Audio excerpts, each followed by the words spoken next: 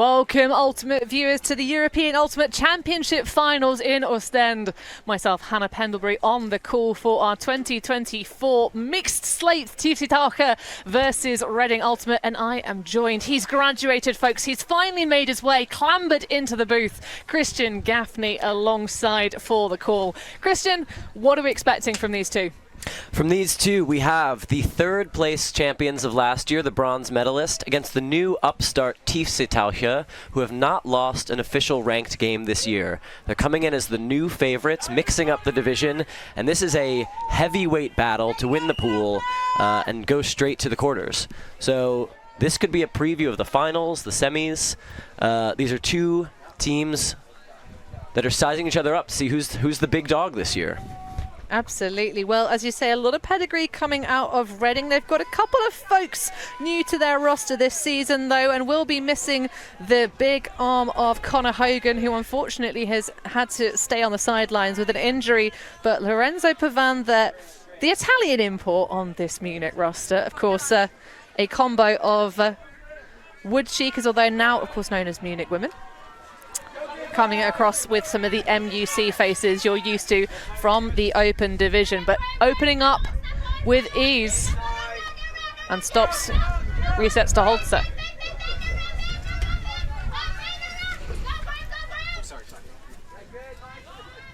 So easy movement, great discipline upfield from the stack, not looking to kind of cut each other off, just taking their time and their turns. Holzer tries to size up the options. There's a little bit of collateral, but an upline cut instead. Vic spins back. Now just looking to try and isolate. And just sails it over the top, but it's going to be a bridge too far to be crossed. And weather has been the story of this part of the story of the tournament so far, Hannah. It certainly has. Well, I tell you what, there's almost a little bit of a cheat code going on, because Tiefseetaucher haven't played in any rain at all yet today. I think my highlight of today's play has been staying dry, Christian, which has not been the easiest. Your shoes definitely tell a story. Yes, I've got soaking wet shoes. Wall City has not had the luck of playing in the non-rain rounds. But that's not lucky there for Reading, just unfortunately squandering the short field opportunity and turfing the disc. Pavan quickly popping it up, offhand, backhand. Saskia Bick with the high grab to reel it in, and Tiefseetaucher take the second effort to score the opening point. And we saw there what I thought was interesting in that point strategically is that the first pull was a roller. They were content to let them start at half field for the exchange of trapping them on the sideline. That's how windy and messy this day has been. They're really willing to let them play the field position as long as they can trap them on the bad side of the field. Well, it's interesting, actually, because the show pitch that we have, this is pitch 23 on the schedule, 24 our other full production live stream field. This one's been really interesting in terms of the wind conditions. Most of the day, this particular side of the field site has been a crosswind. So as you say, it's really been about trying to pin teams to the weak or the strong side of the field, respectively. But actually, looking at the flags, we've got a little bit more of an upwind, downwind fashion, just with that slight diagonal tilt. But a downwind hold for sure. In these sorts of games, do you prefer as a captain to take offense or take the wind? I'd say unless it's tornado level winds, I'm starting on offense almost every time. But if it's truly a huck and set, downwind, just throw it to the end zone style, then wind is, of course, the one you want. But in a game like this, I would start on offense and trust my O-line to get the hold, and Tiefseetaucher were able to do just that in the first point. It's become really trendy to start games on defense, to choose defense and then let your opponent have the wind as well, which is an interesting strategy. It's paid some dividends and some not in very big games. But Reading giving us our first look at their O-line. Bignell finding Thompson.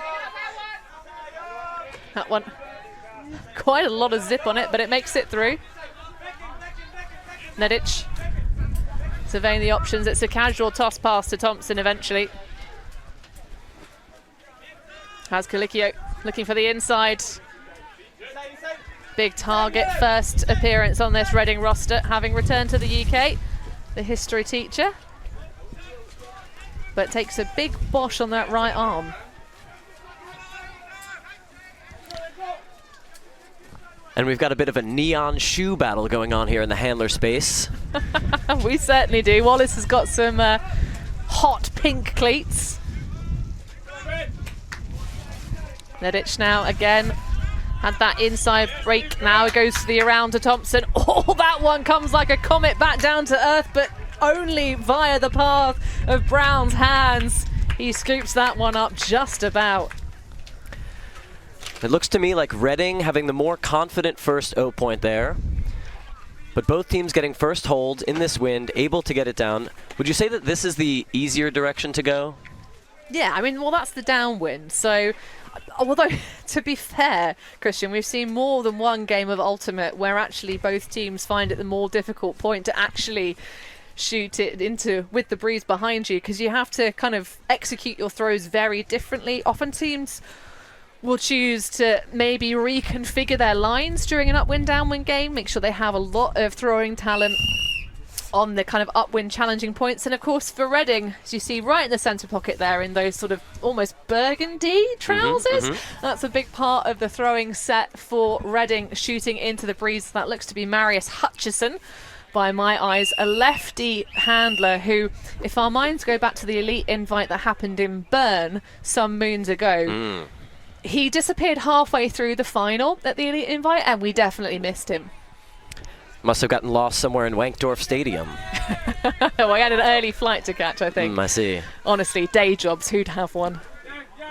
So Tiefseetaucher coming out, second point on offense, as Holzer puts up an absolute sinker into the end zone. Wong tries to put pressure on it, but nothing can stop Sarah Hermicking.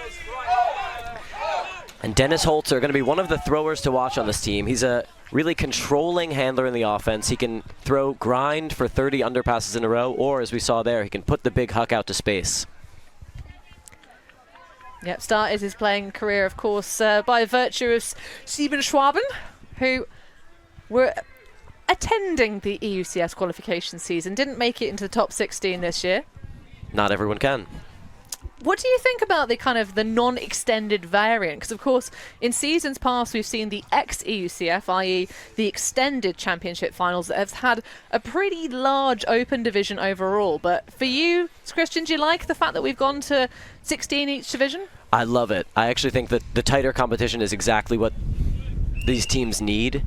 When it was 24, you felt like there was a couple games on those first day or two where you weren't really getting what felt like a European final level competition. And now that there's 16, every game feels like a must-win. Every game feels like an upset is possible, and it makes pool play so much more exciting. Oh, especially in the brutal format. Of course, as we already mentioned, this game is to see if Reading can topple the first seed, coming from the 5th seed position, to take that bye round into the bracket tomorrow morning.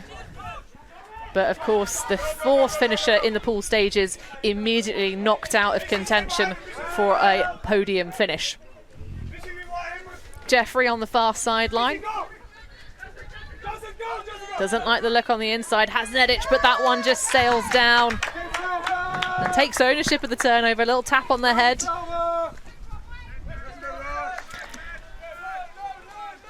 Remy picking up, getting us started. Phil has it around.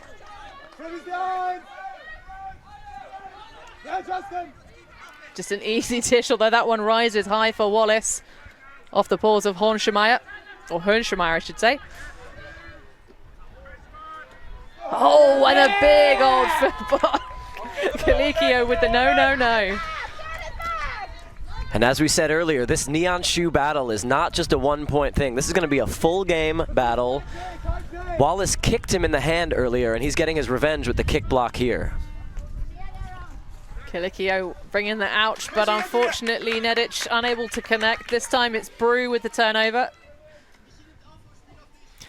Michi Remy making it 1 point into this game before his shoes come untied. Needs to get himself some advice from the Tokay lacing committee. I recommend the double knot, but to each their own. He saunters over to the disc.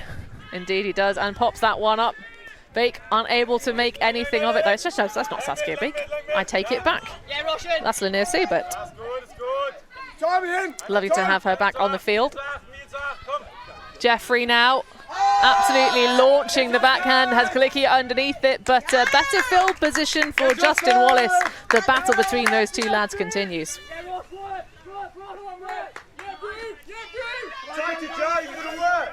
Air bounce under that one for Remy. Sets his sights, but a pick will give us a moment of pause. Michi Remy has always been something of a personal on-field adversary of mine because we're both sort of hanging on at the higher levels of the sport, but truly our heart lies in the beach, the mojito, the CFC, your Dr. Sand and Mr. Grass. So the fact that he's still out here playing in this cold, rainy European Finals Championship, I have a lot of respect for that.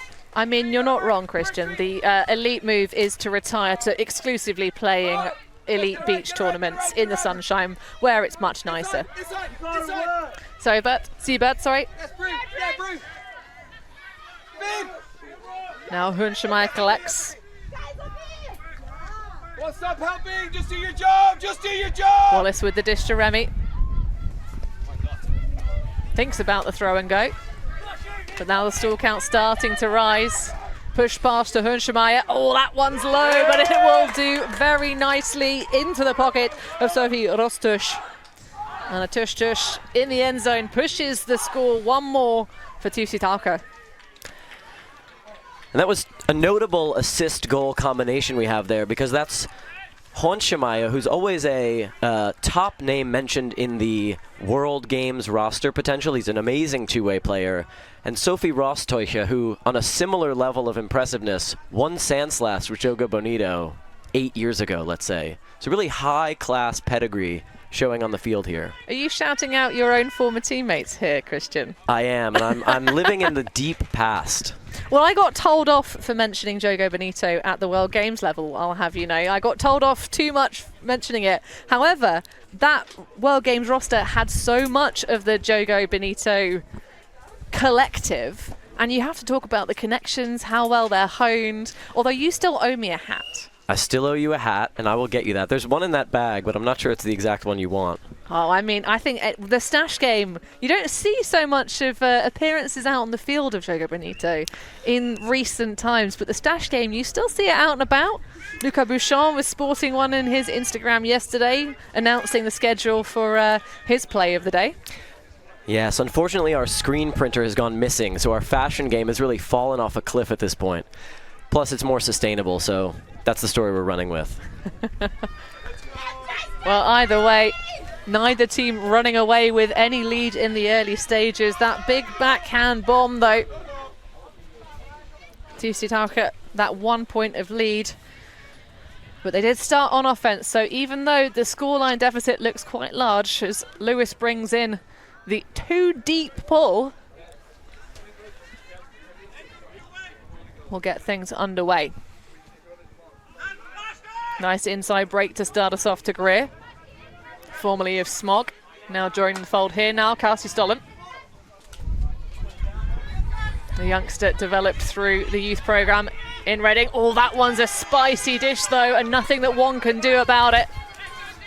Pressure layered on like a trifle from the defense.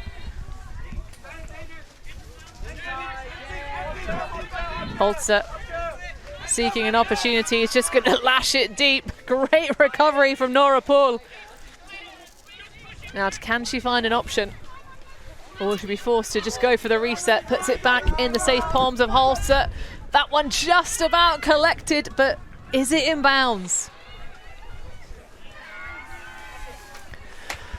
I couldn't see it from where I was standing.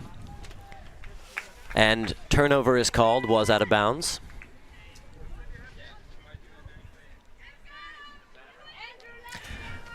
That was an incredible D earlier in the point from Sofia Marrero.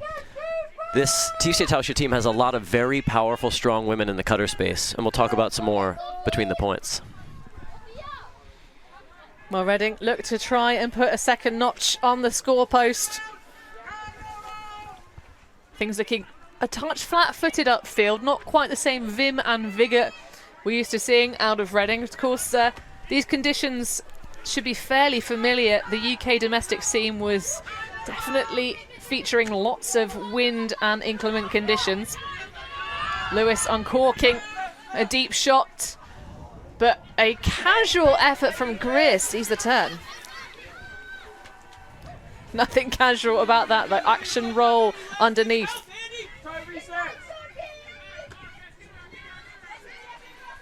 Kadnaka sends that one high to Morero. But Paul with the drop.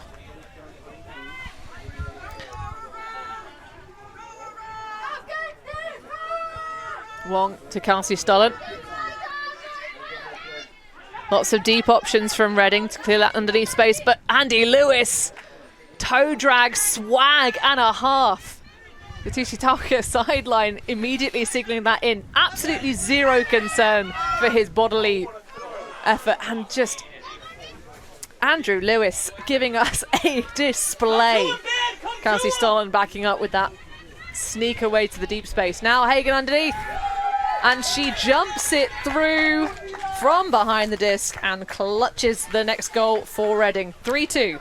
And what an incredible play. Conservation of greatness be damned. I'm going to toe the line, wait a couple seconds, and then rip a perfect upwind huck. Gorgeously done by the Reading player. Now, a lot has been made about how Munich has really pivoted to mix this season, but their open and women's team are no slouches as well. Munich just lost a very close game on Universe in the women's final for German championships. I believe they had possession on offense that point. They were a point away from winning it against Jinx. Jinx managed to pull it out in the last minute. And in pool play, Wall City actually played against Munich and only won on Universe in that game. So these teams are really managing to do it in all three divisions. Indeed, and of course that is notable to say because Wall City went on to win the German championship again. Is that 3 on the bounce? That's 3 in a row. Michael Jordan style. Indeed. Well, I mean, it sounds a little bit, I know you're trying to give them a shout out, also sounds a little bit like rubbing salt in the wound. You know, Munich women only 1 point away. No, it's as we get a little bit confusion out here on the field as to the gender ratio. Thompson signalling that Reading's belief of the university is 4 female matching athletes out here.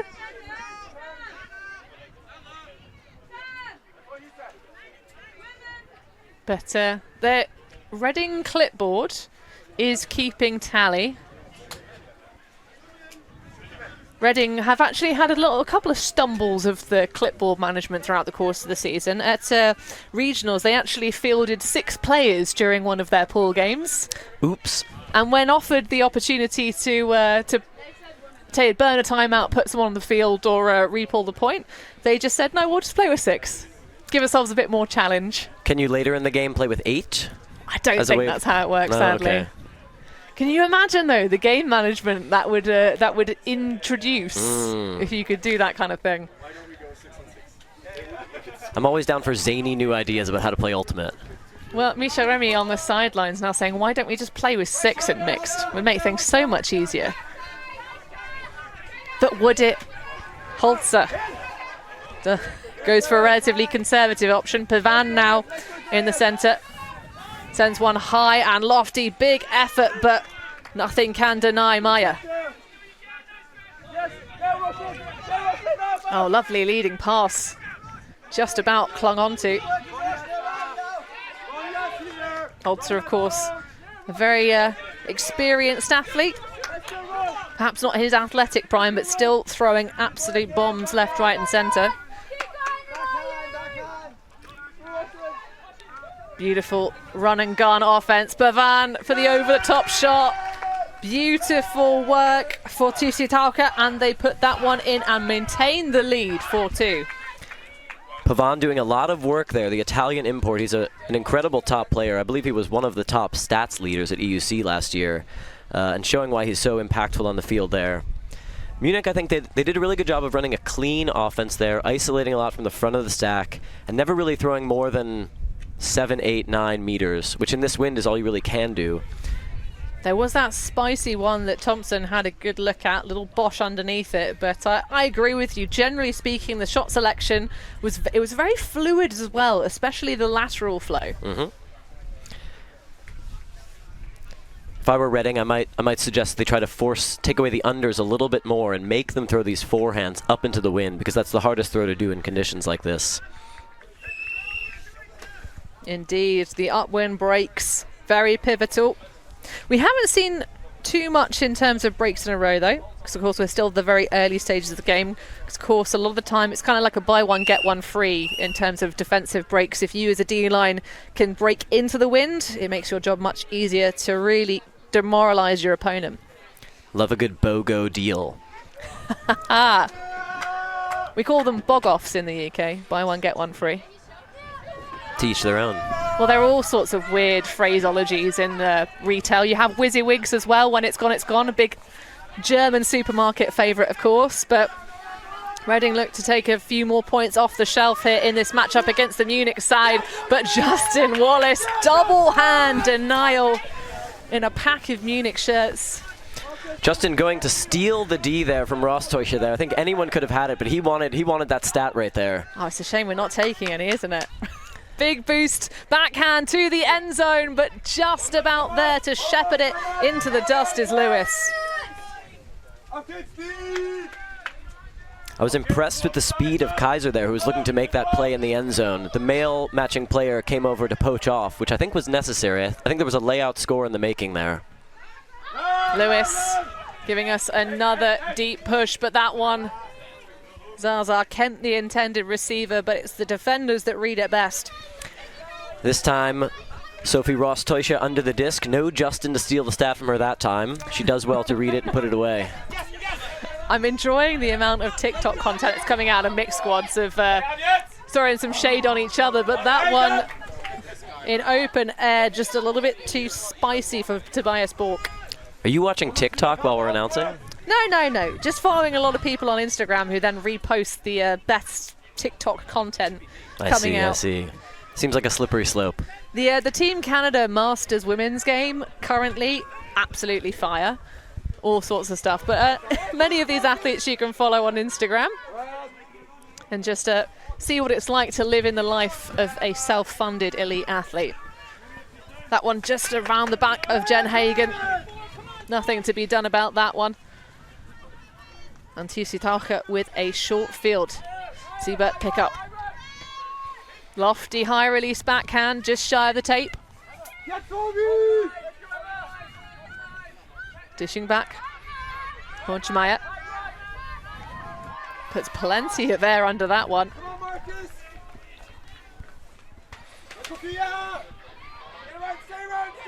Seeking opportunities, very solid person coverage. Wallace, though, just gets away with that one. If the defender had been any close, would have denied, but Tobias Bork opens up the gap, and Tiefseetaucher put another break in the bank. And I think that was the Justin Wallace, Sophie Rostoischer point. Rostoischer got 2 Ds in that point, which was well done. And Justin got a D, and he put the score in at the end. So really well done from those two. Well, Rostoischer already 3 years into Masters eligibility, showing that even a 33-year-old athlete can get it done and hang tough with these younger players on O-lines. My personal experience is 34 is when you fall off the cliff, so I hope she can keep it going past the next year. Well, a timeout being taken by Reading to try and stem the flow here. If you're running the clipboard, what would your sage advice be? We need to figure out a way to get more pressure, I think, on defense against this Mook team. They're scoring really with ease. And I think the way I would try to manufacture that is by pushing the handlers out of the handler space. They're really comfortable if they get their free resets. They'll do it all day long. They're not afraid to play 50 throws if they have to. And so I would sort of sell out to take away the dump, force them to the whichever one is the low sideline of the field in this windy conditions, and hope to get those 1 or 2 moments in every point that's just a high pressure, bad field position, no dump available situation. But it's difficult. Tiefseetaucher looking dominant so far in this game. Indeed, and the kind of, I suppose, the swagger that it takes to do something like force your opponent into deeper shots, know that if they come off, they're going to take big yards off of you and probably have someone isolated for an easy goal. Going to have a lot of self-confidence to do that, but whatever the input from the clipboard be, I think that's Sam Wilson that's taking to the sidelines and managing that effort for Reading. Of course, one of the fastest players in European Ultimate, so shame to not have him as a weapon out here on the field. And as we already mentioned, they are missing Connor Hogan, who's one of those people who can really take on a force and those deeper shots. And he's a fan favorite, I would say. He really plays to the crowd. He plays to the big moment. I can remember some memorable layouts and sort of showboating to the sideline as the people chanted his name. He's a character to watch. Oh, absolutely. Sort of a one-person highlight reel. Definitely. In many respects. And someone who, you know, in terms of, we talk a lot about the stature of different athletes and the ability for these big receivers. Certainly Colicchio is one of those people for Reading. But yeah, I think he does it for the Short Kings too. He does. Represent for the Short Kings out there. But you've got a cheeky little red bobble hat. Is that intentional, Christian? Are you trying to make friends with the Munich crowd? Well, first of all, I'm trying to make friends with everyone. That's sort of my MO. But yeah, this is the Jacques Cousteau deep sea diver inspired look, which is the actual translation of Tiefseetaucher. That's the deep sea divers, inspired by the self-same. Well, the question is, are you for scuba? It almost looked like there was a foul signalled there as that one just went past Korea. And I don't know if you know this, but I live in Germany, but I was actually born in England. So my bias is on both directions in this game. All right, well, we've always have to have balance in the booth.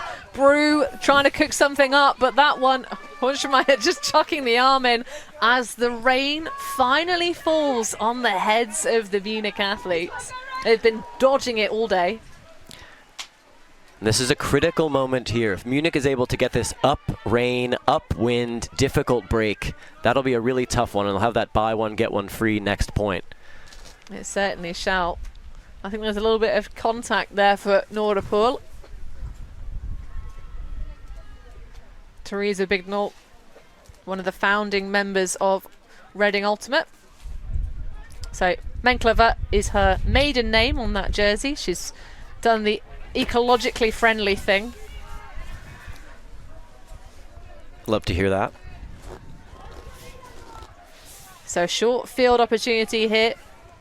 Bignall just pops that into Jeffrey. Easy and simple does it. Jeffrey, of course, coming originally from the University of Portsmouth. Sublime Ultimate, who had a couple of stumbles during the pandemic, were unable to actually qualify as a sports team. Of course, it's wonderful to see such a fully fleshed out elite club division post-pandemic. It's been a good couple years. What was it like actually playing in Germany? What were the restrictions like? Quite intense? Quite intense. We couldn't play for almost a whole season. I think Wall City really doubled down on sort of doing whatever we could. So we had a great sort of hallway workout culture where we do Zoom workouts in our own home together. We, as captains, created 2-person trainings for people to do, 3 persons when that was the limit, 10-person. So it sort of ramped up what you were allowed to do. And we always sent sort of lesson plans to the team up into that limit of what was allowed. But we really embraced it, and I think you could sort of see it as we came out of the pandemic. We were the team that just looked like we had done a few more at-home workouts than the rest of the teams who might have been a little bit more stuck at home and not embracing that challenge. Well, there's definitely some firm, fine quad game coming out of Germany. When you have players like Konrad Schloor and Hartley Greenwald coming to lead you, you can't really get away with my philosophy of, do we really have to work out? Well, is that perhaps why you've ended up in the booth? We won't question it, Christian, because of course we're glad to have you alongside with us, though. But strength and conditioning has certainly risen to the fore in recent years for Ultimate players. As we see, a lace upfield, Pavan giving the option, but an executed throw for finesse. And perhaps that one popping back because a little bit of suspiciously free action. Or is that a footwork violation being called by Hutchison?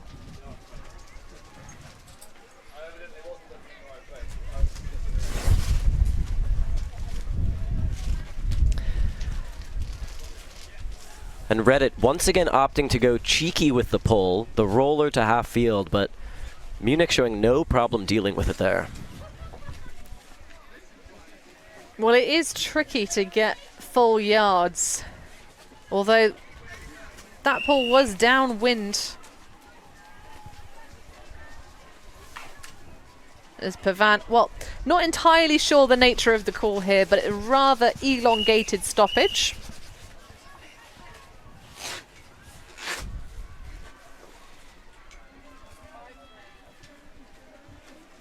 So perhaps, is this a straddling the end zone line violation call? But either way, we get an action replay and it's a goal nonetheless. Saskia Beek this time with that one getting on the stat board. You know, I think whatever designer is responsible for this EUCF logo this year did a fantastic job, and I think seeing that instead of the score is totally fine sometimes. There's a lot of points this weekend. We'll see plenty of them. So, to be fair, actually, have you gone to the stash tent and seen the Force gear? I've not. So they have recently acquired a new embroiderer for their gear. And of course, massive thank you to Force Ultimate for sponsoring this tournament, providing all of the gear for the volunteers, the staff. It's, I have to say, the bottom hems on some of the garments are not the most friendly for those of us that have a more rotund hips, but they're certainly lovely fabric. But their new embroiderer, so the EUCF logo that you see on your screens, they've actually got the full fine detail in all of the gear. So the hats, decals, the kind of the little patches on things, they look really swish. Embroidery is, you know, it's one way to level up your game. Jogo Bonito never got there with our screen printer, Tony Baloney. He didn't have the technology, but the price was right. So here we see the puller again, Linnea Sept.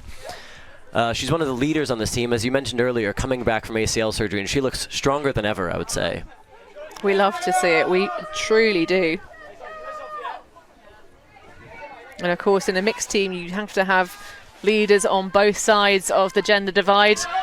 Kalikio popping that one up on a piece of string to the backboard, and that will work very nicely indeed. Michael Bremy giving chase there, but not able to close the gap, unfortunately. Careering into the end zone, that is for sure. Currently residing up in Cambridge is Roshan Korea.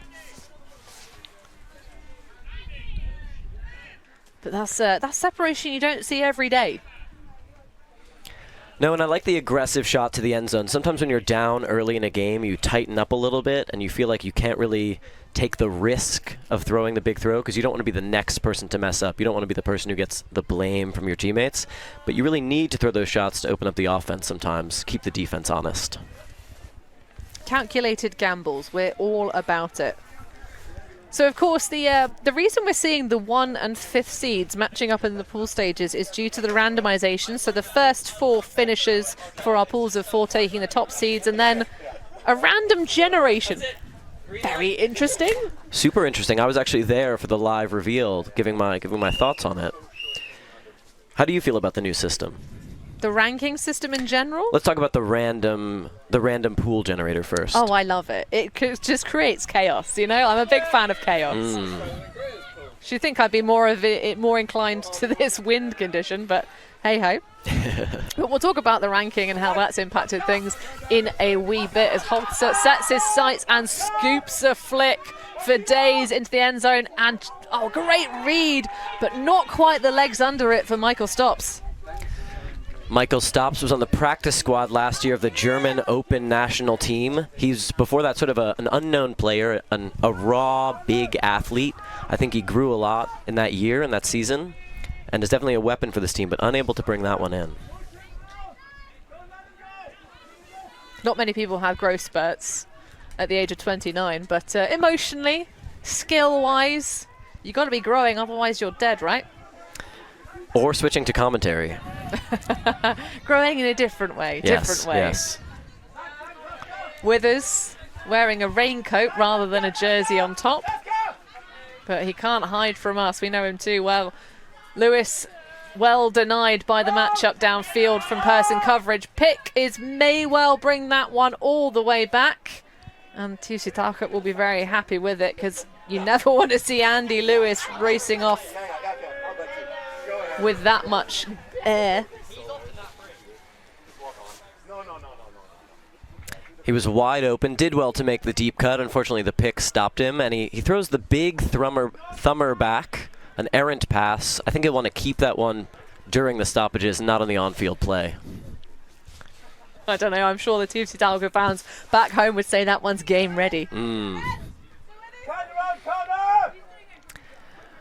So Reading here stuck in the small space of that sideline. See if they can get it off and open things up a bit. Well, Wong with a slightly half-hearted move towards the break side, and a higher stall just forcing that one that's snaffled up by Holzer. Has plenty of athletes striding deep, but that one just a bit too high for Sarah Hermiking, who was nigh on all alone in the underneath space. Now, looking to connect through again. Lewis thinks about the dish, but then better of it. Goes for a hammer. Love the creativity, a little bit of swagger, and Marcus Kelsey underneath it, but yet another call on the field may well bring that one back too. And the upwind leading hammer pass to the far sideline, an interesting choice. So conservative. Evocative of a team that does practice their long field thumbers, so I guess maybe that is part of their strategy this year. Unorthodox throws. Well, we've certainly seen many of them on our showcase field so far. Here on Friday, our first of 3 days for this European Ultimate Championship finals. Tell me, Anna, which of the 3 divisions are you watching most closely or most excited about in the semis and finals? Oh, that's such a tough question. I mean, my favorite division most of the time is women's division. It's the division I play in, or played in of old, although there might be secrets coming across of maybe an appearance in the mixed division, who knows. But I think this mixed division is throwing up some really interesting potential matchups. Of course, Tiefseetaucher, up until this point, have not faced a single defeat over the course of the ranking season. So they are looking very tough to match up against. But I think that you said it earlier, the 16-team division does keep things nice and tight, and it also means there's not really any soft games. So there's so much space for spoils, for upsets, for three-way ties that will really annoy the schedule makers who will have to do all the maths, the head-to-heads, the points differentials. But I think from a watchability perspective, it makes things even more delightful. Absolutely. But having watched on the sidelines of a campaign of a team trying to make it, and did make it through in the ranking algorithm stage, do you think it's been a more fair outcome this year of having the kind of summer-spring series? I like the algorithm system, and I do think it's more fair. I think it lets the cream rise to the top. The reason being, in years past at EUCR, you'd have 5 bids, but really it was clear there was 6 teams that all seemed like they were EUCF finalists, and whoever ended up in that last spot, it felt a little bit random. So I think there were years where the person who got booted from one division would have qualified under the algorithm. And of course, in any given year, people can feel that they got cheated by the algorithm or didn't quite make it. But I think Heidi's, who are the team that lost by 1 point without making it in, would be the first to tell you that they should have scored 1 more point, that they gave it away. And so I think even they would think the system's fair, even though they were on the wrong end of it this year. Well, that one not given, but taken away by a great defensive block from Colicchio. Now it's V-Ray staring down the barrel of the breeze, and wait, that is quite the pickup for Luke. Now dishing to Brew, the Reading FMP's getting it done, going to work. Oh, and that is a shot and a half, another pick call, but it still has to be caught regardless by Korea. Which is no easy task. We can say from here the wind is gusting right now and picking up, and the rain is falling down. Conditions worsening very quickly. I, for one, am terrified that our tent might blow away. Oh, it is physically ratcheted to the floor. I have to say the events team ahead of this championship did a really good job of planning for the inclement conditions. They made sure that all of the various tents are not only retractable sort of vertically, so they're all a little bit closer to the ground than they were earlier on today, but they are physically ratcheted in through stakes.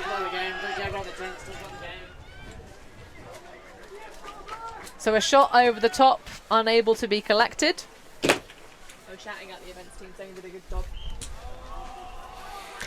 This is one of those classic situations where a foul might be called and both players are sitting on the ground for a prolonged period of time. So as to say, you knocked me down here. Going for the dramatics. Well, let's get another look at it.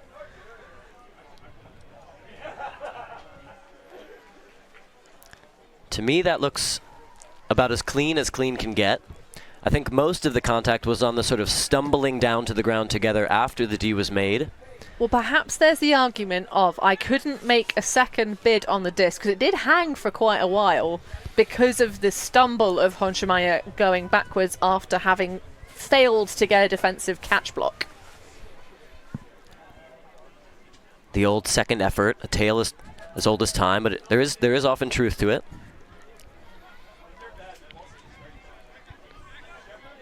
What do you reckon from that replay? If because obviously we can't hear the discussion going on presently, but if that's the question of I didn't have a second chance at that one and I was stood up behind you because you fell into me. So I won't say anything with 100% certainty, but my read on it is he was falling backwards anyway, and Honchemeier was between him and the disc, so it would have been a really hard second effort, even if there wasn't that little bit of stumble. But I think the easiest resolution is catch that D, and you get it going the other way. That'll erase all chances about who had the second effort. Well, this, of course, is now a case for Reading to just try and settle the mentality. There have been a couple of calls that have retracted potential goals for them. That one, of course, not the case of being an obvious one. So we just send it back to the last bit you can agree on. Click here now. Breaks around to Nedic. That's one going to sit and hang. I'm not sure either Nedic or Pavan really had a play on it due to the height, but there was certainly contact. Yes, and Munich applying a ton of pressure right now. Every single throw is difficult. Everyone is floating in the air.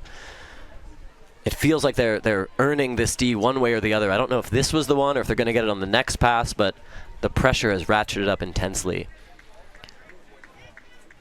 And the turn does stand after all. Yeah, I think perhaps a little bit of outside perspective. If did we actually have position to make a play on that disc? Yeah, a lot of people tend to underestimate or overestimate how high they can personally jump in situations like that. Well, that's just classic behavioural science there. Overconfidence is a genuine thing that comes to result, whether you're athlete or not. Pavan taking this stoppage opportunity to just give the disc an extra bit of a wipe down to try and dry it off. Now that's some pandemic vibes for you when we used to have to sanitize discs during trainings. Brute picking up, shooting that inside, of course coming fresh of a campaign in Australia. Nedic though, seeing an idea, but great pick off. And one of the classic mistakes of playing ultimate in the wind, especially downwind ultimate, is thinking you can lead people like you usually can, when instead that disc just gets knocked immediately to the ground. You really want to throw it directly to the body because there's just no float when you're going in that downwind direction. Absolutely. Maybe about 5 to 10% of the throwers here can execute on that level every single time with the changing wind conditions, as we see a saucy high release forehand. But not everyone's got it. But hey, that is a great bit of smooth flow from Tiefseetaucher to pop that one on the board. And they are really nudging in front. And that score coming from Saskia Beek, one of the leaders of this team. And I mentioned earlier that they just have a plethora of really powerful, strong women on this team. And they're deep, and some of the names that I want to shout out to mention: Saskia Beek, an incredible player; Linnea Siebert, Sophie Rosteucher, Luana Kaiser. They look like a team that's sort of, you know, eating a good, healthy breakfast every day, getting their reps in the gym. They are strong, and they are coming out firing and ready to go. And when you have that level of talent and depth, it's really hard for teams to do something about that. Well, to be honest, as you say, the depth is really apparent on this Tiefseetaucher roster. I mean, we also have Sarah Hermiking, who, of course, we've had plenty of time to talk about on previous live streams. One of several family members, a second-generation athlete. I think there was a team where both sisters and mum were all playing together, Wow. which you love to see, and certainly speaks to the bright future in terms of the genetics of staying in fine fat. All those healthy breakfasts and gym time, of course, all coming for it. Yeah, and speaking of these family affairs, there's actually another Munich mixed team called Zampel, and they have some incredible top talent like Lisa Schutz and Toby, aka Munich Business. I'm forgetting his last name at the moment, but that team is such a family team that they won't come over to this Tiefseetaucher team, even though they're the favorites to win Europe this year. So a lot of family loyalty there, which you also love to see. As you say, the German schedule allowing teams to play in both of, well, all of the divisions they're eligible for, I should say, because actually Open is the most inclusive division of all. True. Lewis popping around to Hutchison. Now Kelsey Stollen with the iconic chin drop. The cupcake looking all the way into the hands. Now Wong around. Has a lead for Zaza Kemp. Oh, who let that amount of freedom in the end zone for Klima, but they can't find it. And it's a turf disc in front of the paws of Marius Hutchison. Yeah, Kemp did well to get the disc there, but didn't throw the immediate continue to the end zone, which looked like it was there, and unfortunately ends up with a turn. Yeah, a little bit of hesitation, but that is a great grab for Hunschemeyer over the top. And a little bit of commiserations to the opponent, which you kind of love to see. Graham Kemp getting bested. Yeah, and this can be one of the most heartbreaking things when it comes to upwind, downwind ultimate, is you work so hard, grinding on the upwind, going all the way, getting it to the goal line, and you make a mistake, and then in a second, they've gone the whole other length of the field in a single throw, score, all your hard work, gone to nothing.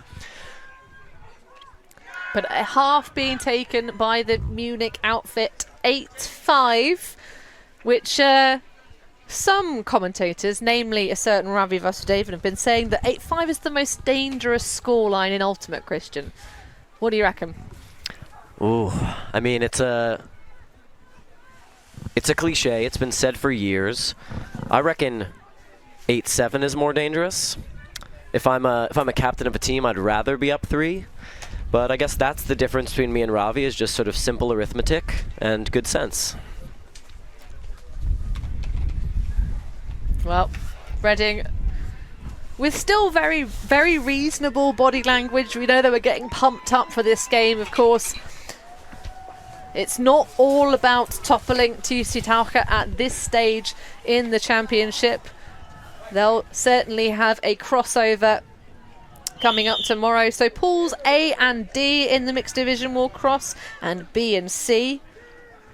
And at the moment in this pool, here in the mixed division, of course, this is Pool A, hence the first C, the undefeated from the ranking stages Munich side, but Puck and Savage Ultimate alongside these two. What do we reckon? This one may be going to chalk here? Yeah, I think so. I think this is the division, or the pool that looks like it's going to come out 1, 2, 3, 4 as seeded. So who do you reckon is going to topple then in the rest of the pools? Say it again? Who do you think is going to upset the rest of the pools? Oh, that could be... Well, let's take a look at our little pools here. Because, of course, Glasgow Ultimate, I think in the first round of mixed division pool play, managed to sneak a win past the top seed of their pool, Lymington Lemmings, who actually have had 2 losses so far in the tournament. So that one already going quite topsy-turvy. Seems like you've got a greater grasp on the division than I do. I mean, I've got all the pools on a single page, which sort of helps. So yeah. if you're watching this tournament and following along on the live scores, and you're kind of clicking from pools page to pool page, underneath the overall standings there's a thing that says show all pools when you go to the overall standings for the division. But But talk us through this mixed pool D. What on earth is going on? We've said that Lemmings have had 2 losses. Who's defeated them? Lemmings have been defeated by Glasgow Ultimate 10-7, and they've also been beaten by Cuspidova Rangers. And so it's been a tough day for the Leamington Lemons so far, who must be a fan favorite with such a fun name like that. Well, it's also a strange way to say it, right? Would you think that should say Leamington or something else by virtue of the spelling? Oh, I mean, when R-E-A-D-I-N-G isn't reading, who knows how to pronounce anything? I mean, I've been speaking the English language for a long time, and the British have some funny ideas about how to do it. I do. Well, I mean, it's certainly the fun feature of German is all the compound words that you get, though. Oh, my goodness, yes. Handschuh Schneeballwerfer. You're going to have to translate for us. One who would opt to throw snowballs with gloves on. That's fantastic. All right. Which honestly I don't get. I think anyone who's in a snowball fight and really in it for the long haul ought to be wearing gloves. Absolutely. Well, my first ever snowball fight, because I grew up on the very mild south coast of the UK, was actually at a Frisbee tournament, my first ever. Shout out to Resolution, an indoor tournament that happens over New Year's up in Newcastle in the UK. So, Big Nort looking to get us underway. Finds Jeffrey immediately. And then works it back. Those two hogging all the glory for this 0 point so far to open up the second half. Now Brew gets involved. Thompson going back and forth, but is soon replaced by Jeffrey, who shoots through to Greer, but it's a little bit too late. Does not attack the disc, and instead it's Remy taking the spoils. And I like the look there from Reading. It looked like they were really separating the male and female matching players. So it was sort of a 3-woman dominator at the front. But ultimately doesn't work out when they try to make the connection. But quick as you see it, there's a turn, and we're going back Reading's direction as they look for the hold. Well, we know who to give the creds to for the block, because Colicchio just says put the seatbelt on Greer, but a truss throw to Thompson from Big Nort will punch that first point in the scorecard for the second proceeding here in the mixed division. And that 8-5 looking more dangerous by the moment as it becomes 8-6. Maybe I'll swallow my words. I, of course, am hoping for a close game, a nice, exciting universe finish. That's all anyone really wants, right? Oh, I mean, absolutely. For our neutral viewers, for sure. Lovely execution. I don't think there's many people with the stones, the gall to throw that one in that tightness of coverage. But it works out. Worked out beautifully. Now, you've been watching Reading for a few years now. How would you say they've changed over the years, and what's looking different about them this year? Well, yeah, I can't say I recommend Reddit too much. r/Ultimate is a deep and dark hole of the internet. Yes. But, especially Reddit r Ultimate. Yeah, that's what I mean. Bad place, yeah. The other parts of Ultimate, sorry, not Ultimate, of Reddit, very enjoyable to peruse. I mean, iBleach is great. If you ever have seen something you don't want to see, go on r/iBleach. It's full of lovely, wholesome stuff. But not to get too distracted from the game at hand, as you say, how has Reading changed? They've had a couple of folks join them from other clubs. They're sort of a big hub. Last season, the big news was stealing away some female matching athletes from the women's division. They had Rachel Naden, Ollie Wedge alongside. But those folks heading back to the more restrictive matching division. But it's still plenty of throwing prowess. They're growing their own talent as well. Kelsey Stollen amongst them. But Jen Hagen there, the doctor from Guildford, coming through. Coming through, getting the D, and immediately streaking deep, feeling a pep in her step. Let's see if maybe she can get the bookends this point. Yeah, she's been with this Reading side for quite some time. So she's a veterinary surgeon, to be fair, not to confuse with human doctor, but still a very skilled individual with sort of a floating entity, just picking up for whoever would had her when she first moved to the UK, but really being developed so well by Reading. Now Lewis, who's been fairly true to the mixed division, had a brief stint on a certain Clapham team, but Some in the live chats have been saying that the Bullfrogs may have croaked because they slipped earlier on. But is there going to be a stumble under these? No, there is not. And the softest of kick spikes for Andy Lewis to celebrate another Reading goal, and that's a break. Well done by Andy Lewis to reel it in there. I liked what I saw from the Munich defense. They were doing that no under, sort of making sure there were no easy passes on the open side. But that does allow that huck, if you can throw it upwind and get it behind, that'll be open. So the chess match continues, and Reading doing a good job there to read what the defense is taking away and see what the defense is giving them.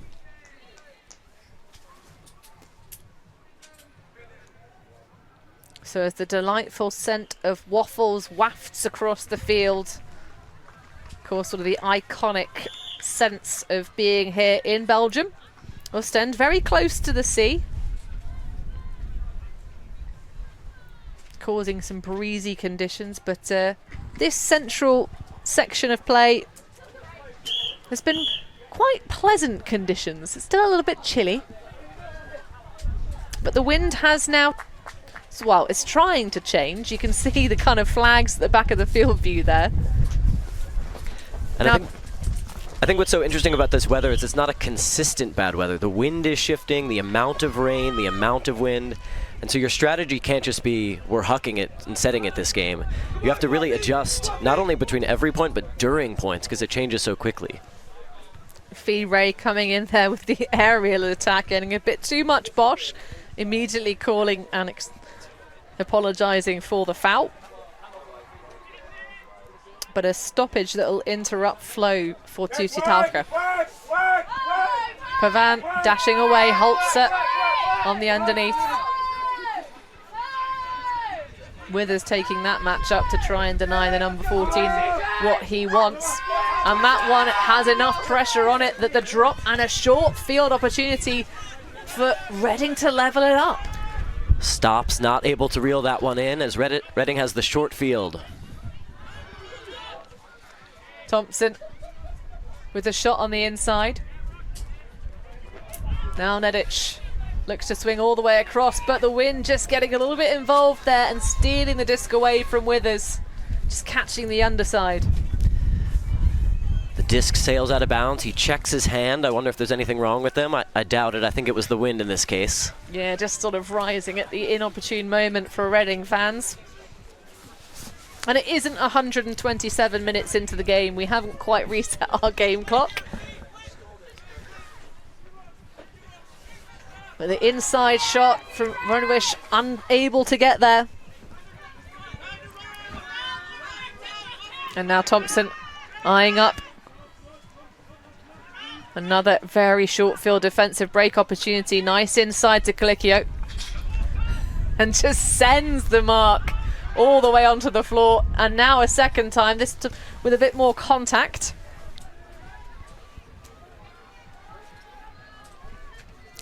And Reading running a ton of 1-6 offense. As you can see, there's no dump in the backspace, which has the disadvantage of making resets harder, so you can get these high stall count situations, but it has the advantage that nobody can sit in the lane and try to block those upfield throws. So I find it a bit scary in these situations when it gets past stall 6 and there's no handler in the backfield, but they're playing well through the front of the stack, and I guess they run their resets from the vert stack rather than from the backfield. So keep an eye on that. It stops you from having to throw too many negative yards as well, which it's into the breeze. Of course, this is the downwind point for Reading, the kind of buy one, get one free by virtue of that former break, and they will take it indeed. Roshan Korea taking that break, and we are leveled up. This second half opening performance for Reading is very impressive. Yes, 3 in a row, very well done, using the win to their advantage. I think that halftime speech from the leaders of the team must have really not only fired them up for the comeback, but talked them through that weather strategy they needed to come back in this game. And my apologies to Ravi. It turned out that 8-5 was an incredibly dangerous score. So, foot in my mouth. It's all right. I'm sure you've got the flexibility for it, Christian. Oh. Were that it were. Well, either way, We're going to have a downwind offense for Tiefseetaucher. They haven't had a single defeat across the season in their competitive games. Now that's something we hear a lot when we talk about this team, and if I were them, I'd almost think about getting a loss out of the way. It wouldn't be the worst thing in the world that this feeling of this undefeated season is this precious thing. And I think if they were to lose this game, say, it wouldn't be the end of the world. They'd still be in it, and they can sort of breathe that sigh of relief of trying to hold up the perfection. So, well, playing perfect seems to be one of the themes of the team. When we went and spoke to these two opponents before the game, that was one of the things that Lorenzo Pavan said he really liked about this team, was how everyone just seemed to be in such fine form. Although you know yourself a little bit about perfect seasons. Are you referencing my no turnover season with the German national team? Well, oh, and the big huck goes up from Pavan, full field backhand all the way to the end zone. Will it stay in? Oh, and an incredible effort made by Honschemeier, but unable to bring it in. Yeah, Honschemeier's shoulder was looking dangerously close to the post on that one. Yes. Yes, but Hannah, the secret to my no turnover season is really very low touches. You know, if Nico Muller's just ripping hucks instead of throwing dumps to you, it's really hard to get a turnover in.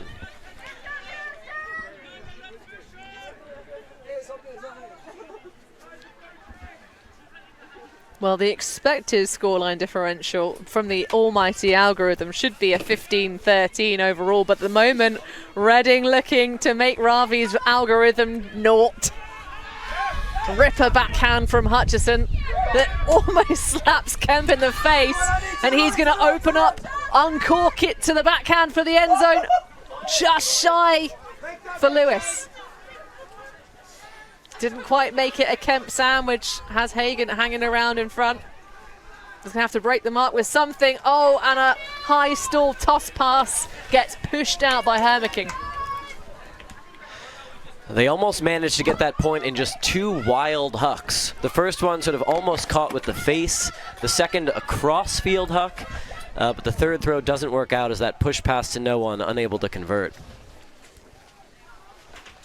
Yeah, sometimes you see hucks thrown and you're like, is there something going on between those two?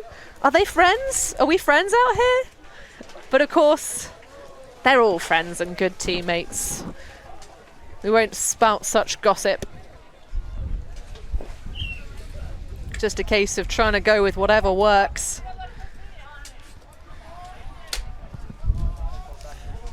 So Tiefseetaucher with the full stretch field to go.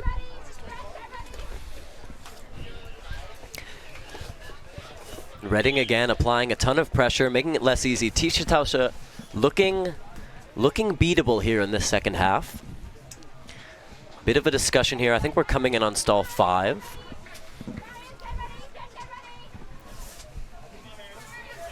Was a smooth sail through, but Hutchison, very great defense on Pavan.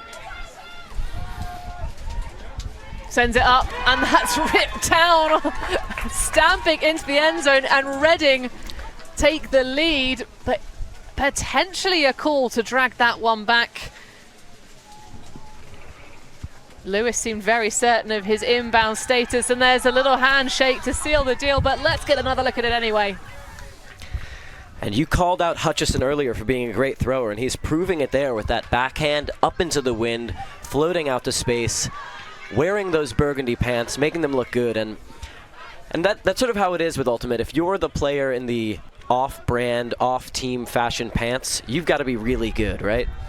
Well, I'm changing my mind. They're no longer burgundy. Now that I've seen a bit more of them, I'm going to go with burnt umber. Burnt umber, yes, yes. A sort of a brighter ochre. Well, the mutual opponents for these two teams, because they've not met up until this stage during the course of the season. Plenty of connections for the almighty algorithm between Deep Space. So each of these teams playing Deep Space, Disconnection, and Heck. Of course, Reading, hailing from the same region as Deep Space, had 3 in the bank, 3 losses against Deep Space. Of course, though, that Elite Invite performance was interrupted halfway through by a very unfortunate injury. On the German side of things, of course, Tiefseetaucher, many games against disconnection, so the kind of plot points connecting these two, but clearly Reading relishing the opportunity to try and take a scalp in the pool play stages. Yes, definitely, and it's not just the bragging rights of winning the pool. Whoever ends up in the crossover has to play one more game, likely has to do it early tomorrow. So less recovery time, less rest, and more on the legs. If you're looking to make a deep run in this tournament, the amount of games you play can make a big difference. And a real risk. Obviously, you know, the second seed in a pool will be chasing against the third seed from the other side of the bracket. But there are some very tasty pools out here. This but one of them, of course, Pool C, I think almost certainly going to chalk. Pool A, this one in front of us. Reading looking to try and topple the top seed and give themselves, as you say, that easy early start tomorrow. Just have to sit at breakfast and enjoy yourself. Not come out here, although we are expecting much better weather conditions over the final 2 days of this championship, which I'm sure, being stood on the sidelines, you'll be very grateful for, Christian. Absolutely. My shoes are soaking wet, my pants are soaking wet. I'm embracing the slop as best I can, but I could also embrace a nice fleece pullover and a fresh pair of socks. Well, there are some of our tournament sponsors that are selling socks. In fact, Steph Rapazzo was saying that the Tokai socks, they don't just make cleats, you know. The socks are absolutely wonderful. He's actually wearing some, so and they're not even purchased at this tournament, so that's how much he vouches for them turning up in those. Well, Steph Rapazzo is something of an influencer in my eyes, so whatever hot socks he's wearing, I want to wear the same.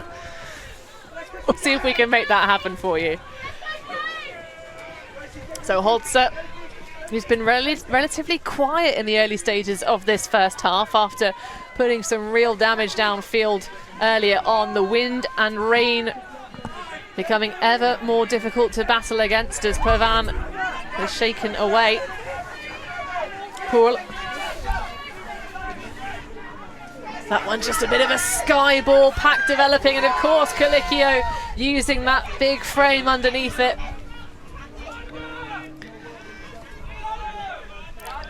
And if Reading able to get this one, that'll be 5 points in a row for them. Oh no, but the drop happens. Munich going the other way quickly. But one bad turn deserves another. Nedic's drop almost immediately followed by Hermiging's. But that will elongate the field that Reading have to charge down. Luke running all the way downfield. Kemp to Nedic. Colicchio trying to sneak away from Horschmeier. Instead, it's the grind for Jeffrey. Pick elsewhere. And after a long point like this, it's not so much about the strategy, it's about who has the legs to just finish it off. Can Munich keep playing tight defense here and get the turn? I mean, you've got to respect Jeffrey in just the Reading short shorts rather than full trackies like most of the other players. It's wild.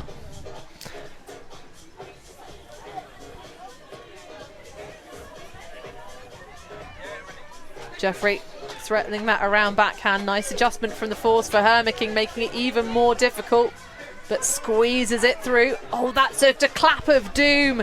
You hate to see it.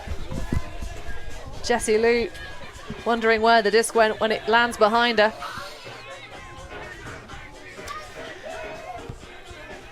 And the tough conditions on the pitch mirrored by the weather we see on our camera screens. There is water everywhere, on the laptops, on the lenses, on the field, on the players' hands.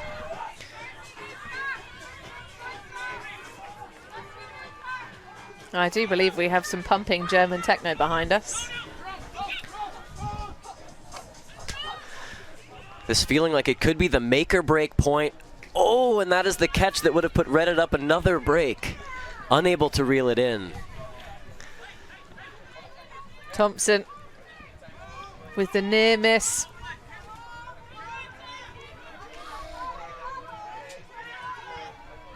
And Holzer taking his time. I'm sure he's going to use his jersey to take every droplet of water off the disc as he brings that one back to the front line of the end zone.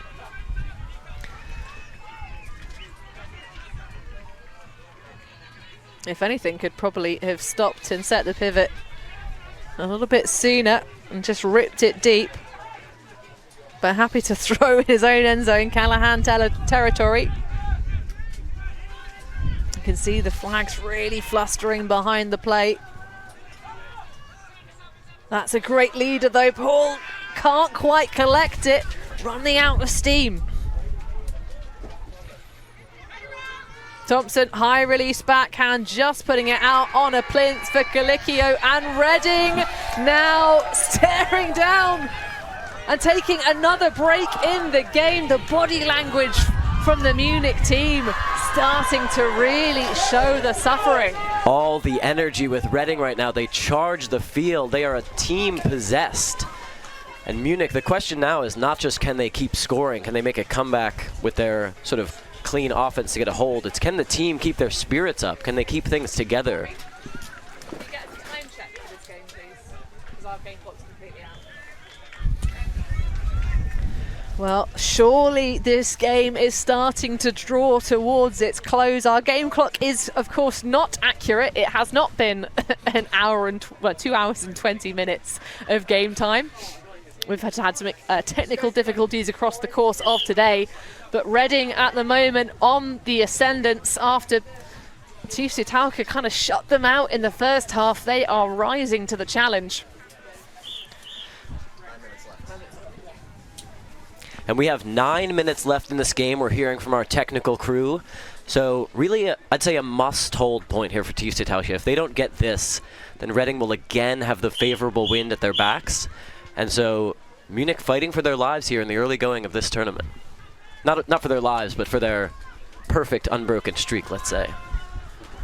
Well, going for the roller pool, which rolls backwards towards their own brick mark.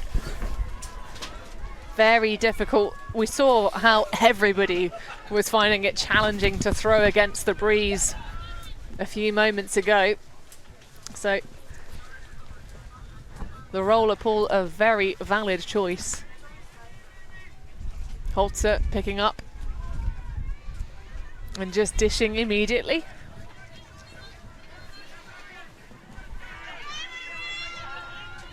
Big. Hornschemeier just waiting for a moment to pounce. And Holzer back. Big channel on that break side. Takes it to Hermicking. Hornschemeier unable to come up with that one. Just a throw behind his back. I'm impressed with the Reading defense there. They had a very small field to cover. Munich didn't have far to go to make that score, but they made nothing easy, and they're able to exert the pressure. Once again, Tiefseetaucher's O-line being required to play defense. Wong takes that first diss from Hutchison. Then Greer stepped out big, and you could really think about that challenging throw against the breeze. And just at the worst time for Munich, the weather has settled down a little bit, giving an opening for Reading to get this upwind break. Well, maybe Lady Luck herself trying to get involved in this game, wanting to see the perfect record of Tiefseetaucher spoiled in the early stages. That certainly would give us a lot of excitement for our mixed division, but Saskia Beek just lays out to close the door on Jen Hagen. Yes, the captain there leading by example, showing that she's willing to bid in the high-stakes pressure of this game. Hornschemeier picking up, going the other way, and the big huck goes up to the break side. I don't mind that, even though it's too big. You got to go for positional play here. And actually, that wasn't too far away from Holzer. One thing I worry about is if Tiefseetaucher get a little bit too tight. Right now they're playing really through their top 3 players, not through the 7 of this O-line. And sometimes that can happen to a team. When they're down, they feel like they only want to throw to those top superstars, which can make the field feel a lot smaller. Well, that's a huge grab for Wong. Pops it for Kelsey Stollen. Cheeky offhand dish for Klima. Now Hagen well shut down by Saskia Bake, so it's Greer that comes through for the reset.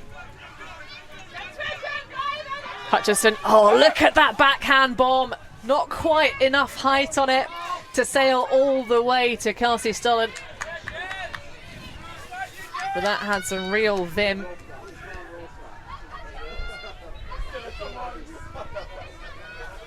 So Holster this time looking to get it started rather than racing away to tempt the deep shot from Honschemeyer. Hermiking has a one-on-one matchup in the end zone. Honschemeyer taking that difficult matchup with Greer. To Holzer. Now that's a nice lead. Stops. With 5 minutes remaining on the game clock, will punch in at long last. Christian, a hold for Tiefseetaucher. Now the campaign has to start. Oh my goodness, they needed that one after giving up 5 consecutive points to Reading. The emotional relief that must come with getting that hold after such a long time. You can see them celebrating it almost like it's a break. And they've given themselves a chance here. They've kept themselves in the game, but they still need that upwind break if they're going to win this one. Well, this now becomes a really interesting moment in the game for me, Christian, because if Tiefseetaucher can now come out perhaps with a little bit of a cheeky power line, really just identifying who defensively is having a great day at the office. Of course, Remy being called on by the looks of things. He's been, actually no, I take it back, maybe he's not. But certainly I would be not surprised to see Sophie Rosttauscher coming on. Yeah, for my money in conditions like this, you have to, if you're going to win the game, you have to assume you're going to get the D and stack the line for who can get you that upwind score. That's actually the harder part. In weather like this, you can expect a 3 or 4 turn point, but having a D line that's content to work it all the way upwind to get the break, that's the challenging bit. Yes, indeed. Well, we do have Rosttauscher. We also have Poole, Honschemeyer, Wallace, and I tell you what, actually, I haven't called the name of the Frosted Tips athlete for a while. Andrew Gavin has been having a quietly good game. So, Reading looking to punch this one in downfield, but Gavin! Well, talk about a quietly good game. Then exploding out, this could be pivotal for Tiefseetaucher. Nora Poole pops that one back to Honschemeyer. Gavin trying to tempt the backhand around break. Oh, look at that inside shot, but streaking through. Kalikio just saying, no thank you very much. I would like to not go to a potential sudden death situation. Brew setting the sights, has Kalikio all the way around the top, but that's going to be even too big for the big man. And great shepherding underneath it as well to boot. And Munich not able to punch it in last time with the short field to get a second chance for the upwind break to tie the game.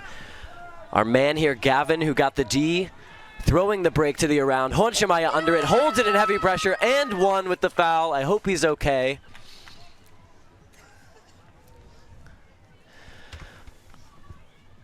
Well, that is something we do not enjoy seeing. Of course, Honschemeyer racing away to that one, heavy contact through it, and I wonder if that might be the foul being called by the defender whilst it's sort of closing off. But hopefully Honschemeyer will be okay, because that would be a big loss certainly for the tournament. They do have a lot of depth to Tiefseetaucher, but Honschemeyer has been a big part of this game certainly. As many fans watch on. I love that commitment to staying out in the conditions, not just going and sitting in the clubhouse, hiding from the elements. Honschemeyer, unfortunately, still down in the end zone. They're a deep team, but he's an unreplaceable leader on this team, and they will need him for this weekend. He's standing up, being helped off the field. That's good to see. We wish him all the best. And a really unfortunate happening here in this game, because Tiefseetaucher have seized the advantage by getting the upwind break back, but all that emotional energy is sucked out of the room when they're checking that their captain is okay. Typically that would be just an exuberant expression, and instead they have to, you know, check with their health. So obviously health is first, and we really hope he's going to be all right. Well, it is sport. These things do happen. So that goal will stand. I'm pretty sure Honchmeyer actually came down to earth with the disc still in his possession and held on to it. He did. But we will focus on, as the 7 on the field now have to, for this next point. Has time gone yet? Has time gone yet? Can you double check? So it will be add 1 to this point, I believe. So I don't think time expired before this next point began. But more or less, we had 9 minutes remaining, 5 minutes remaining, calls about 9 and 5 minutes ago. Big little shot there of our wonderful smiling score keeping volunteers. So the game will continue. We're not in sudden death just yet.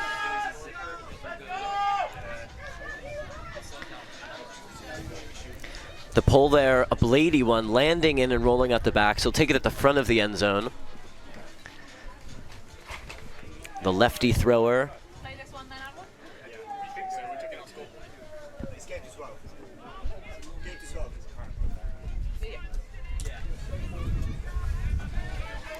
Again, running their 1-6, no handler in the backfield. Well, you've got to commit to the bit, right? Greer through to Lewis. This time Reading favouring a male matching dominator set.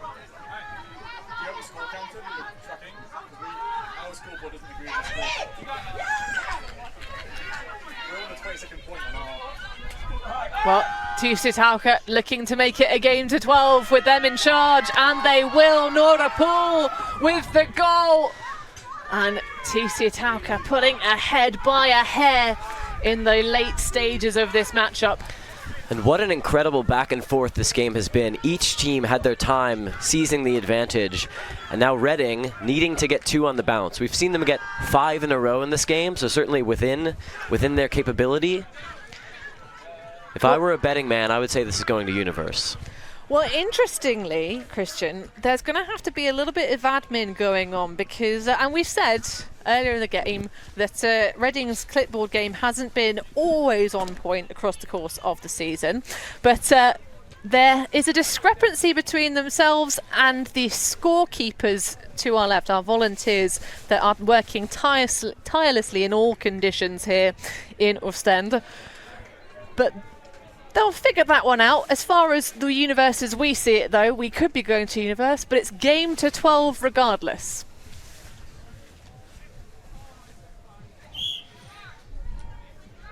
So Tiefseetaucher looking to try and finish this one out on defense.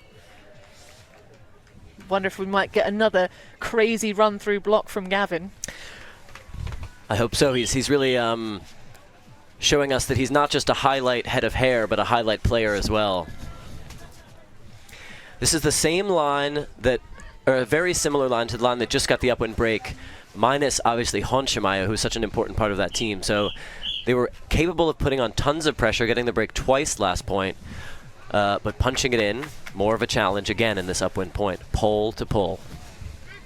Well, it's a must-score situation for Reading, and a very decent roller pull will go out of bounds halfway down the pitch. And it is going to be taken from the sideline rather than a central field position from the brick mark.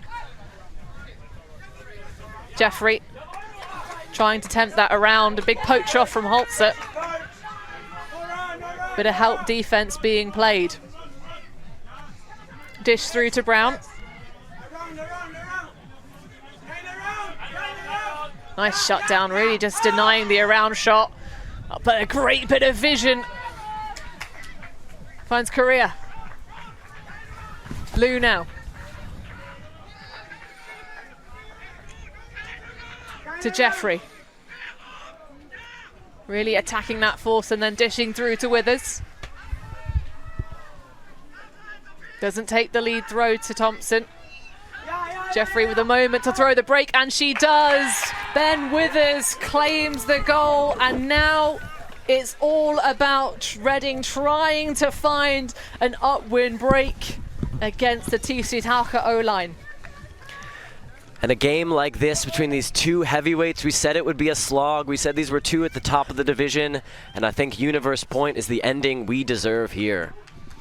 And the two teams, they really have put so much into this game. The algorithm be damned. It expected a 15-13 victory for Tiefseetaucher, but this one going for every drop of juice from the lemon. We see both teams here meeting with all their strength as they look to call the lines they want on their Universe Point. Who do you think's been standing out for Reading defensively? Putting me on the spot with the team out of my country, but that's why it's a good take, you know? It's not easy. It's who's really been standing out. Obviously, Lewis has been having an incredible game. Lewis has been having an incredible game. I want to say Andy something or other. Yeah, that's Andy Lewis. Andy Lewis. That's his. He's got two first names as his name. Well, I think I made the point earlier, and I'll say it again. You have to assume the D, and you have to get the upwind score. And so my eyes are actually on the burnt sienna ochre pants of Marius Hutchison. He's been such an important player this game. The lefty is such a hack in these conditions because what teams are trying to get you to do is throw as many flicks as you can because they're so much harder in the wind. And the lefty is just saying, don't mind if I do, throwing these relatively easy backhands. Well, and throwing is the name of the game in the female matching athlete selection. You've got Thompson, Klima and Brew and some Hagen speed to add to your flurry. So maybe a bit of that female matching dominator might come to the fore. But of course, on the Tiefseetaucher side of things, you've got Pavan, who of course have been having a great game. Poole coming across, and Wallace from the D-line to get things back if they need it. Holzer, Hermaking, Bick, and I'm trying to think who the person repping the beanie is. I can't quite see the number. Is that Ronya? Can't tell from here. Oh, I do believe it is. Well, either way, is it going to be a clean hold or a little grudge battle? Bick with a nice gainer. Has Pavan just with a turnaround, hangs on for dear life. Very tight match being played by Lewis. Now Holzer, the sideline shouting Hucker. Has Hermaking, but just pops that one out in front. Thompson hitting the deck, but cannot take the disc away. Tiefseetaucher looking to really hold their nerve, being tested for sure. Pavan against the flying squirrel of Andy Lewis. Travel call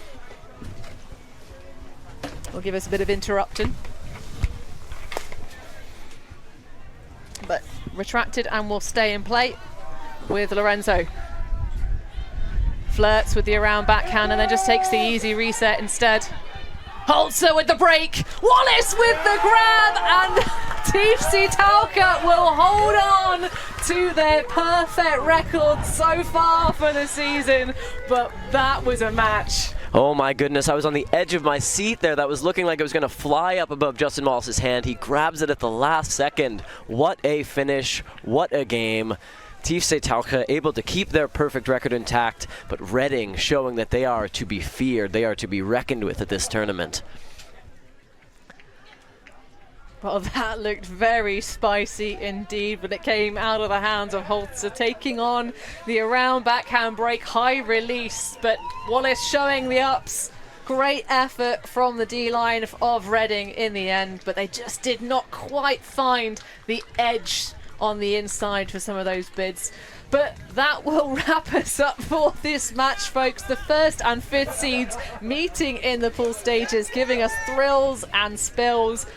Your final thoughts for this one? Are we going to see Reading go through in their crossover? Absolutely. Both these teams should keep their head high, knowing that they could play like champions in this game. In this weather, they embraced it. They embraced the conditions. They played a highly spirited game.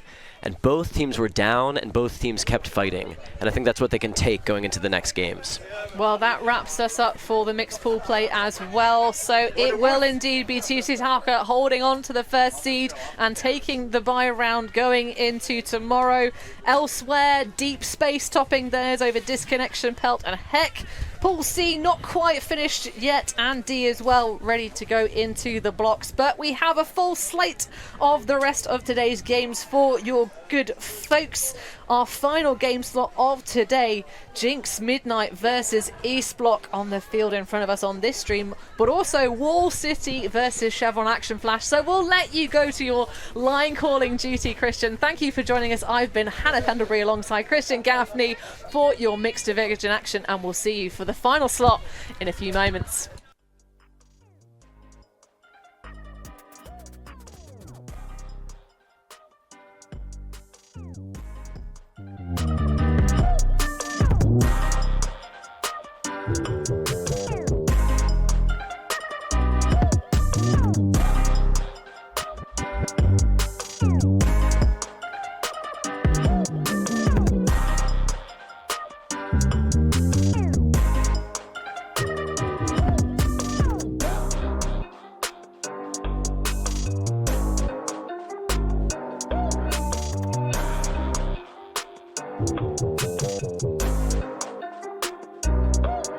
You